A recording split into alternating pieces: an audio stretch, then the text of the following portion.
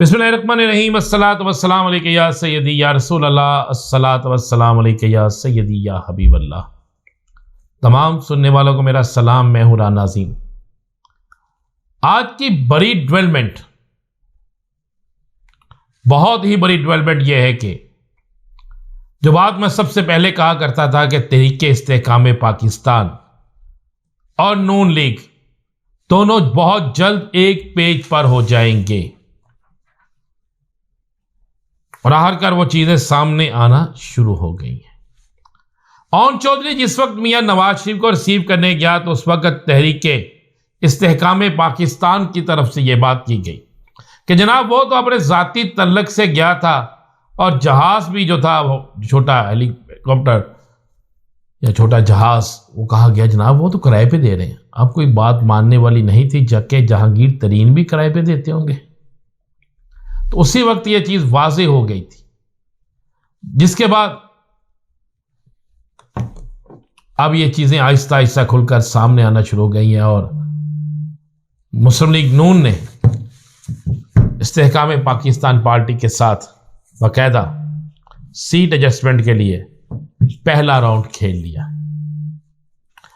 अब पहला राउंड तो मुकम्मल हो गया, उसमें कौन कौन सा हल्का तय हुआ कौन सा नहीं हुआ, लेकिन आपको एक खबर दे देता हूं। खबर बड़ी है और इस खबर को अपने पास रख लीजिएगा। आपको यह खबर अगर इलेक्शन हुए तो आपको यह खबर आपके सामने एक तस्दीक के लिए होगी कि यह इत्तेहाद हो जाएगा, लेकिन इस इत्तेहाद के बाद दोनों सियासी जमातों से बड़ी तादाद में दोनों इतराफ से बहुत से लोग इनके घोंसलों से उड़ जाएंगे।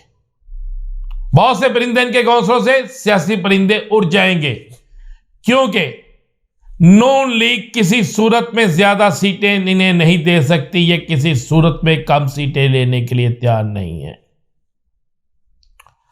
नून लीग ने लोधरा से लेकर लाहौर और दीगर इलाकों में अपने उम्मीदवारों के इंटरव्यू शुरू कर रखे हैं और अब तो उन्होंने ये भी कहा कि हमने भी सर्वे कराना शुरू कर दिया कि किस उम्मीदवार को कौन सा उम्मीदवार जीत सकता है, और उस सर्वे का रिजल्ट भी जारी कर दिया। और मुझे हंसी आ रही थी कि एक दिन पहले ख्वाजा साद रफीक साहब सर्वे पे तनकीद कर रहे थे, अब सर्वे खुद नून लीग करवाना शुरू हो गई है। इसका मतलब है दाल में कुछ काला है। लेकिन खबर आपको मैं ये दे रहा हूं कि ये निभेगी नहीं। ये जो है ना इस्तेहकाम पाकिस्तान और नून लीग का इत्तेहाद, ये शायद इलेक्शन से पहले ही आपको आवाज आ जाए कि टूट गई तरक्की करके। क्योंकि एक रिपोर्ट के मुताबिक एक बिल्कुल चीज वाज़ेह है कि नून लीग के कारकुन किसी सूरत में तहरीक इस्तेहकाम पाकिस्तान के उम्मीदवार को वोट नहीं देना चाहते और उनकी जगह उनके जो तहरीक जो इस्तेहकाम पाकिस्तान के उम्मीदवार है वो नून लीग का वोट और नून लीग के उम्मीदवार किसी सूरत में नया नून लीग का वोटर उनको वोट नहीं दे रहा, चाहे वो थोड़ा है या बहुत है। लेकिन उन हलकों में जो तहरीक इंसाफ का वोटर है वो इन दोनों के उम्मीदवारों को वोट नहीं देगा, वो सिर्फ और सिर्फ अपने ही उम्मीदवार को वोट देगा। लेकिन ये खबर बहुत बड़ी है कि तहरीक इस्तेहकाम पाकिस्तान और नून लीग में पहला राउंड शुरू हो गया है। जहांगीर तरीन की शहबाज शरीफ से 45 मिनट की मुलाकात रही और इस मुलाकात में सीट एडजस्टमेंट पर बात हुई। अब सीट एडजस्टमेंट में अलीम खान लाहौर से लड़ेंगे, अलीम खान का हल्का गरिशाव का हल्का बनेगा, तो फिर रियाज सादक कहां जाएंगे। इसी तरह लोधरा से अगर जहांगीर तरीन लड़ते हैं, उन्हें इजाजत मिल जाती है, तो फिर बलोच साहब किधर जाएंगे। इसी तरह जो इनके पास बड़े बड़े नाम हैं, जिन बड़े बड़े नामों की शमूलियत करवाई गई है, उन बड़े बड़े नामों को मतलब फरदौस आशिक अवान के हल्के में फरदौस आशिक अवान किस बुनियाद पर कहेगी कि मैं, लेकिन वो कह भी सकती हैं कि अब हमारा इत्तेहाद हो गया, किस हैसियत से कहेंगी कि मैं इन पार्टियों के उम्मीदवार हूं। इसी तरह फरख हबीब अगर इलेक्शन लड़ते हैं तो क्या अब शेर अली को आउट किया जाएगा? और भी बहुत से हल्के हैं जिसमें आप अगर इन नाम लेना शुरू कर दें तो आपको नजर आएगा कि क्या क्या हाशिम डोगर्स, इनके हल्के में नून लीग का उम्मीदवार कहां जाएगा, नकैयों के हल्के में नून लीग का उम्मीदवार कहां जाएगा, राना इकबाल और राना असलम आपस में कंपटीशन होता है। राना असलम अगर उनकी सीट एडजस्टमेंट की जाती है तो राना इकबाल सब कहां जाएंगे। इससे मैं आपको यह खबर दे रहा हूं कि ये निबनी कोई नहीं, मैं पंजाबी में इसलिए कह रहा हूं कि ये निबनी कोई नहीं। और जहां तक बहुत से लोगों ने ये शो डाला हुआ था कि नून लीग का टिकट मिल गया, फलां मिल गया, अभी तक किसी को किसी हल्के से टिकट नहीं दिया गया, जिसकी तस्दीक खुद मरियम औरंगजेब ने करी। तो उसकी वजह क्या है? उम्मीदवार ढूंढ रहे हैं। तहरीक इंसाफ का कौन सा उम्मीदवार हमारे मुकाबले में होगा, नून लीग के उम्मीदवार ये ढूंढ रहे हैं। और नून लीग खुद ढूंढ रही है कि उम्मीदवार कौन सा मुकाबले में होगा, किसको किस जगह से उतारा जाए मैदान में। सुनने में आया कि मरियम साहिबा को लाहौर की बजाय कसूर से, सलमान शहबाज साहब को भी कसूर से इलेक्शन लड़ाने पर गौर हो रहा है। क्या लाहौर जो इनका किला था, क्या लाहौर जिसके लिए समझते थे कि इससे हार नहीं सकते, क्या लाहौर कमजोर हो गया, यानी मुस्लिम लीग नून के लिए? क्या लाहौर ये नून लीग के खिलाफ हो गए, इसलिए अहम तरीन कैंडिडेट्स इनके बाहर जा रहे हैं?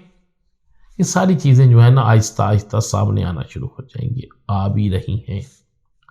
और आज मरियम औरंगजेब का ये ट्वीट करना कि किसी एक उम्मीदवार को फाइनल नहीं किया गया, इस बात की गारंटी है जो मैंने 2 दिन पहले व्लॉग किया था कि नून लीग को बहुत से लोग छोड़ के जा रहे हैं। जिसको टिकट नहीं मिलेगी वो भी छोड़ देगा, जिसकी सीट एडजस्टमेंट किसी और को किया जाएगा उसकी सीट पे एडजस्टमेंट वो भी छोड़ देगा। और नून लीग के लिए आने वाले दिन अच्छे नहीं हैं, ये मैं आपको बिल्कुल कह रहा हूं। नून लीग के लिए आने वाले दिन अच्छे नहीं हैं। राना सनाउल्लाह का दावा कि 10 दिन बाद सबको नजर आएगा कि हम क्लीन स्वीप कर रहे हैं। ये 8 फरवरी को पता चलेगा क्लीन स्वीप कौन कर रहा है और क्लीन स्वीप के नाम पर किसके साथ क्या हो रहा है। एक और बड़ा ही फैसला आया कि आज एस अकबर बाबर,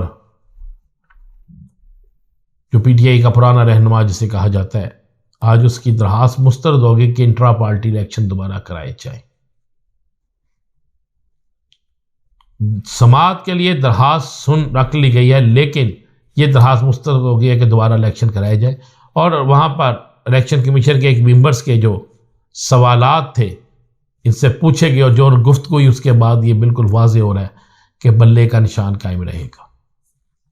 और बल्ले का निशान अगर कायम रहता है फिर बहुत सी सियासी जमातें जो हैं उनके लिए लम्हा फिक्रिया होगा और उनके लिए ख़तरे की घंटी बज जाएगी। जबकि आज वज़ीर इत्तलात और वफाकी वज़ीर दाखिला ने कहा है कि मौलाना फजलुर रहमान के हवाले से थ्रेट्स की इंफॉर्मेशन उनके पास मौजूद है। तो इसका मतलब है कि मौलाना साहब जो कहते थे काम उस तरफ जाने लगा है। मज़ीद क्या होगा इंतज़ार कीजिए अगले व्लॉग का, लेकिन होना बहुत कुछ है, सियासी तौर पर भी और माशी तौर पर। इजाज़त दीजिए, अल्लाह हाफ़िज़।